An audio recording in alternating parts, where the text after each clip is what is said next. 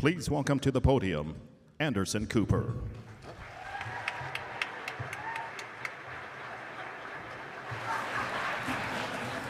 I don't want Wolf to be annoyed at me. Thank you so much. I had no idea any of those people had been interviewed. I didn't know any of those people actually knew me. None of them have actually talked to me for years, so no, I'm kidding. That was really, really extraordinary. It's really an incredible honor to be here, and it's quite intimidating knowing the remarkable roster of journalists and broadcasters who have been here before me. I'm old enough to have grown up watching Walter Cronkite and the incredible team that he assembled around him at CBS News. And it was Walter Cronkite and that team, and Bob Simon and Eric Sevareid, who really sparked my interest in the world and my earliest thoughts of perhaps one day being a foreign correspondent. So it's kind of surreal for me to be, quite frankly, to be standing here receiving the Cronkite Award. I should point out, I actually met Walter Cronkite a number of times when I was a little kid, and I met his wife. I didn't know him very well, but he was always very sweet to me. I did have a rather strange experience with Walter Cronkite that I will just briefly tell you about. In the later years of his life, I was asked to introduce him on stage at the Jewish University in Los Angeles. This was several years before he passed away, and then to do a little interview with him about his career. So he arrived, and he and I met backstage, and he was lovely, and he was just fantastic, and he had somebody with him who I went over the questions with, and just to make sure that that he would be comfortable with everything. And at that point, his hearing wasn't very good, and so when he was on stage, he had a double IFB system. He had an IFB in both ears that was connected to a microphone that his assistant had off stage. So when I would ask him a question, she would repeat the question into a mic that went directly into his ears. So he came out. I was so thrilled to do this. To be on the same stage with Walter Cronkite is incredible. He sits down. He says something very sweet about my work. People applaud. I ask him the first question. He answers the question. He's funny. He's charming. It's a great story. I ask him the second question, and he looks at me, and I ask the question again, and then he says, my ear system isn't working. The IFBs have broken. So it ended up with me screaming at Walter Cronkite on a stage in front of 5,000 people. And it got to the point where I was screaming one word, like, Vietnam! to spark him to then tell the Vietnam story. Or like, Kennedy, shot, you cried. And thank God this was in the days before Twitter, because people have been tweeting like, why is Anderson Cooper screaming at Walter Cronkite of all people? Anyway, Walter was fantastic and so generous afterward. He was like, wow, you handled that pretty well. That was impressive. I probably shouldn't actually tell you this, but when I was first asked to come here today, I actually declined, and I was saying my schedule was really tough, and with the election coming up and working for CNN and 60 Minutes, I didn't think I could do it. And then I got a call back informing me that nobody has ever declined this, and I realized I'm a complete jerk, and so I instantly, of course, said I would be very honored to come, which in fact I am. But I like full transparency, but to explain, it's not that I wasn't honored by the very thought of it. The true truth of it, and I know this may sound like I'm being falsely modest, but I really, truly do not believe I deserve this recognition, because I still feel like there's a lot I need to learn and can learn, and that there's a lot I can get better at. When I look at my career thus far, I see a few things, literally just a few things here and there that I'm content with, but more often than not, I see moments that I missed, or questions that I didn't think to ask in the moment. I see words, I think of words that I failed to write, or sentences that I failed to think of. I wanted to be a correspondent because I wanted to bear witness to events around the globe. I wanted to go to places and shine a light on something that was surrounded in darkness or something that had been hidden. And I've reported in more than 40 countries in the last 18 years, but I've only rarely ever been satisfied with my ability to truly convey what's happening somewhere. when you're in a place like Port-au-Prince in the hours after an earthquake, the morning after an earthquake, in which some 200,000 people have been killed, and you're surrounded by mothers who are searching for the bodies of their children, or you see a father carrying his infant child in a wheelbarrow looking for a place to bury him, and there's no place to bury him, or you see people digging through the rubble with bare and bloodied hands, and you can hear the faint cries of children who are trapped beneath tons of concrete.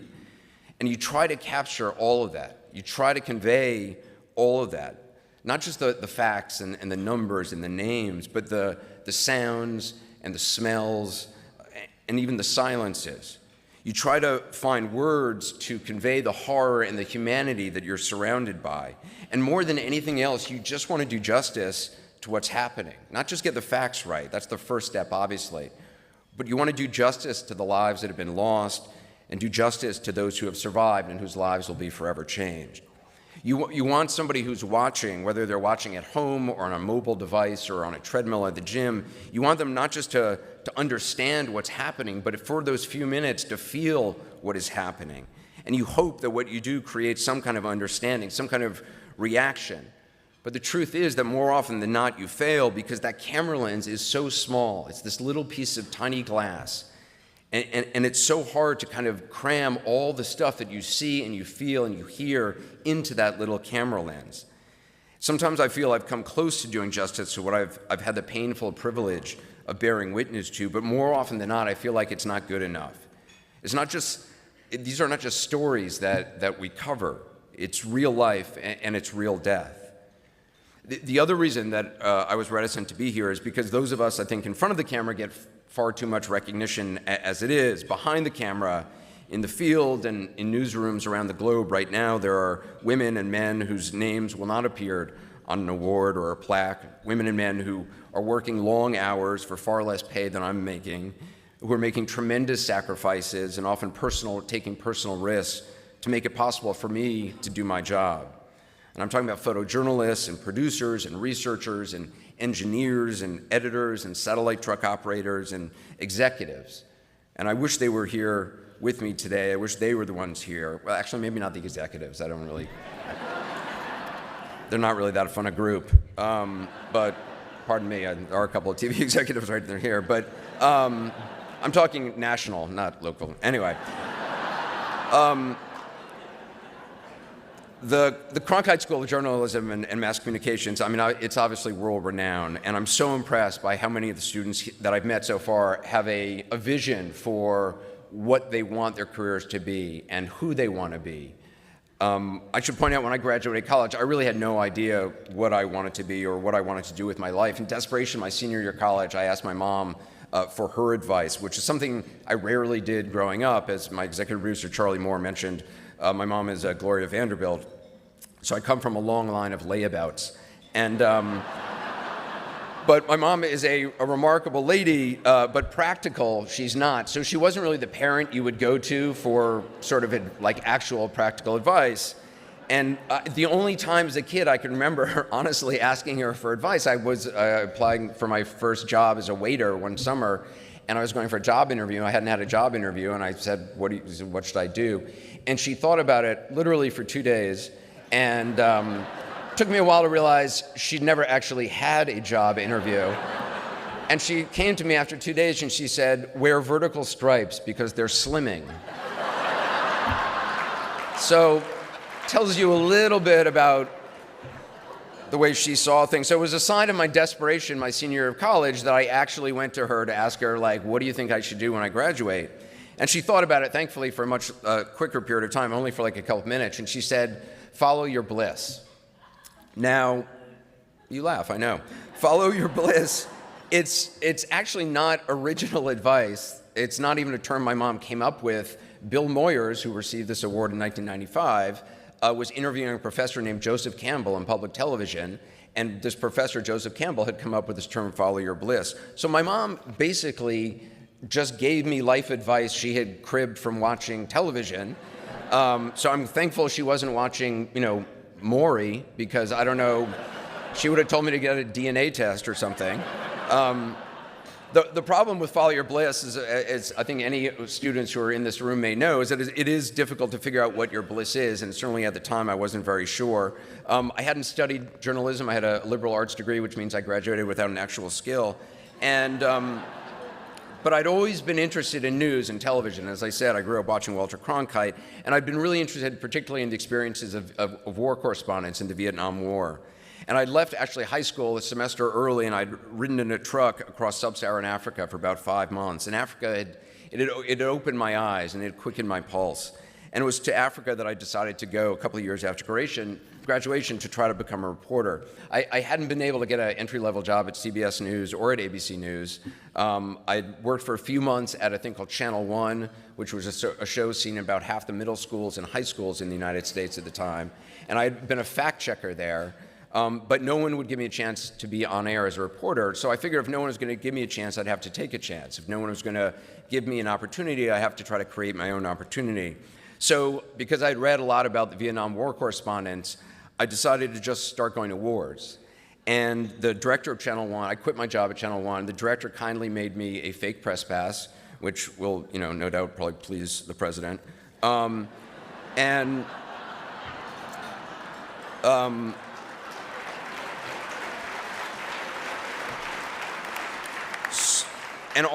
armed with this press pass and a home video camera, which I borrowed from Channel One, I moved overseas. I snuck into Burma, into Myanmar, and hooked up some students fighting the Burmese government. From there, I ended up in Somalia in the early days of a famine, and also a civil war that was going on in 1992. And until I'd been to Somalia, I'd never seen somebody die in front of me. I'd never seen starvation up close. My first night in Somalia, I was in a town called Baidoa, where about 100 people were dying every day, and you would see their bodies along the road, or you would see them piled up in makeshift morgues like stacks of kindling wood. And I remember my first night, I was sitting in a hut that was made out of twigs, and I was watching a man and his wife fill a kettle with what little water they had left, and they'd come to Baidoa because they thought there was food there, but there was no food to be had.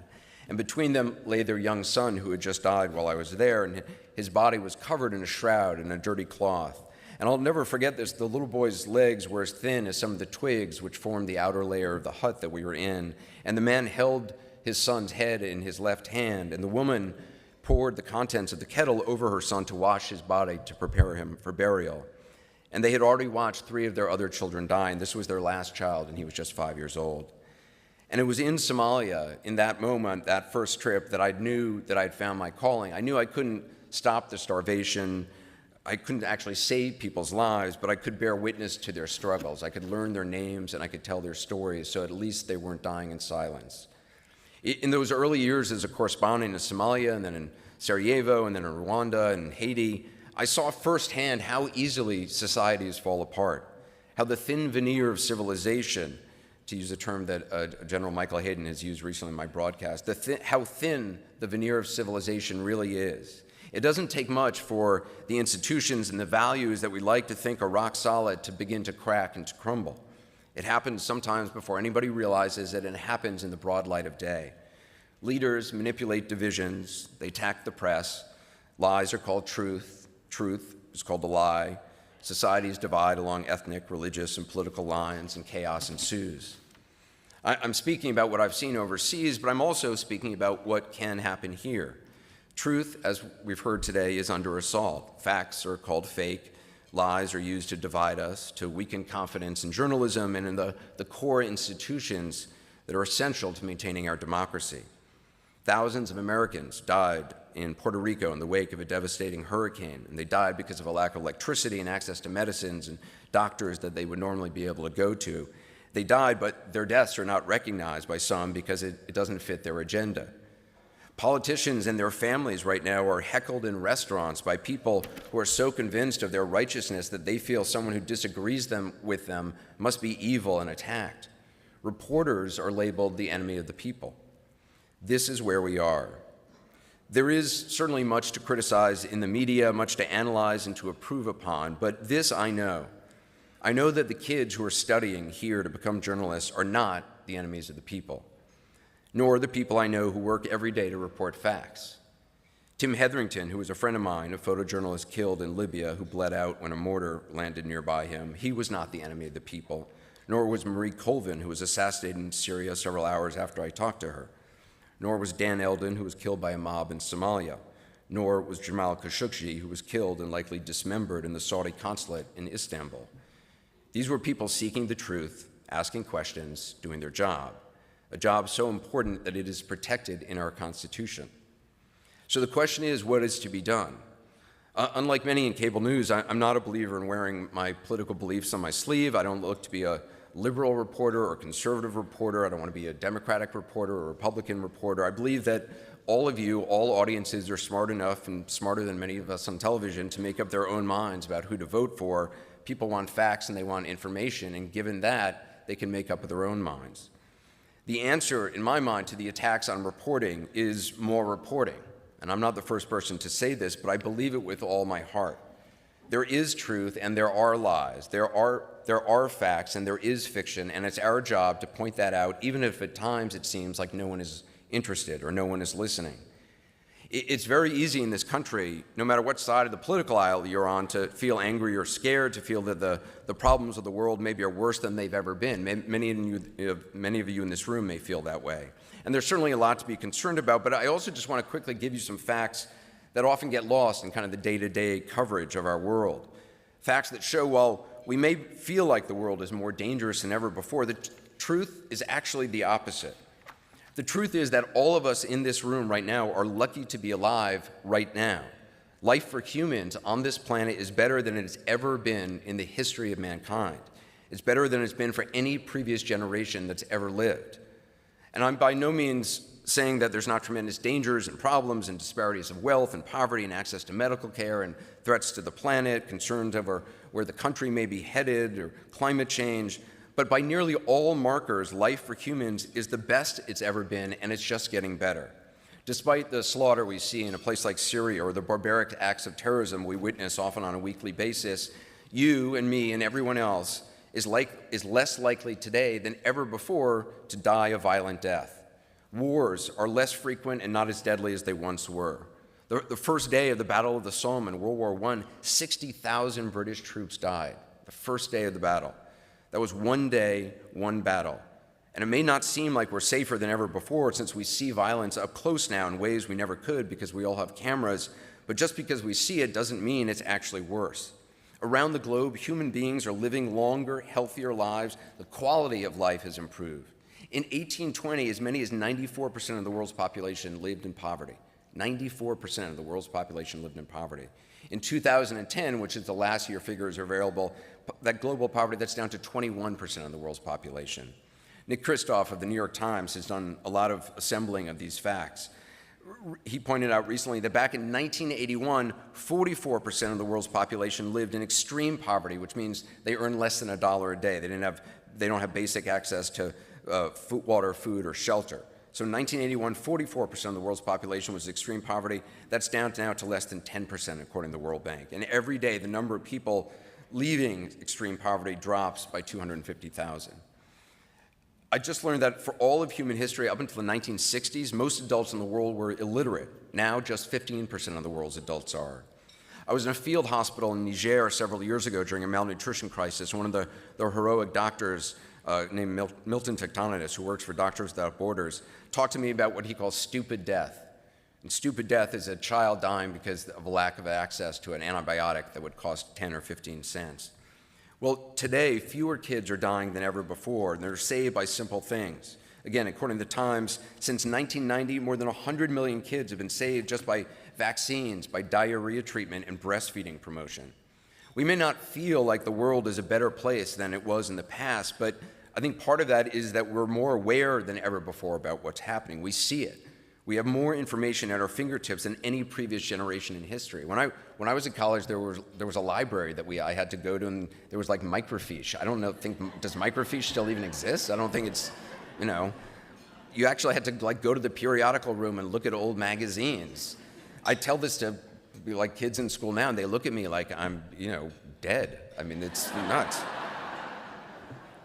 And I do often look, I'm so pale, I do look like I'm dead. So, The thing that gives me the most hope, the thing that I've seen all around the world in the 18 years that I've been reporting, is the power that each of us has to reach out and to care for someone else. In the midst of tragedies and disasters, I've seen so many acts of bravery and selflessness by individuals. During the tsunami in Japan, people at risk of their own lives reached out to save complete strangers being swept away by floodwaters. In the earthquake in Haiti, citizens who had been abandoned by their own government spent days digging through the rubble to save those who'd been trapped. Individuals make a difference. Each of us can make a difference. And it's the difference between success and failure. It's the difference between hope and heartache. It's the difference between life and death itself. Individuals standing up, not waiting to be told what to do, but taking responsibility ourselves.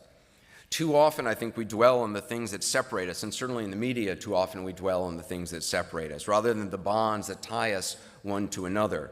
And those bonds truly are at the core of who we are or who we can be when everything else is stripped away.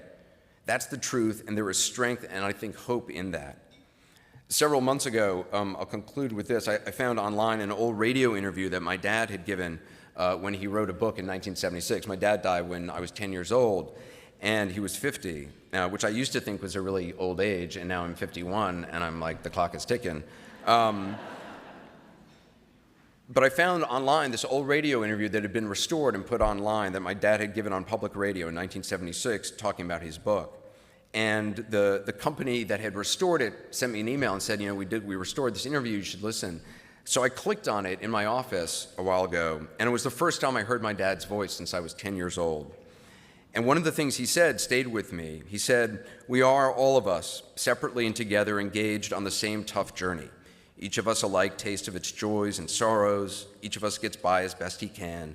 And we must, whenever possible, reach out to each other, tentatively to touch, with our hands, with our minds, and with our hearts." That's what I try to do in my work as a reporter, and I think that's what happens every day at ASU. Undergraduates and graduate students, alumni and faculty reaching out with hands and minds and hearts. So thank you for that, and thank you very much for inviting me here today. I appreciate it.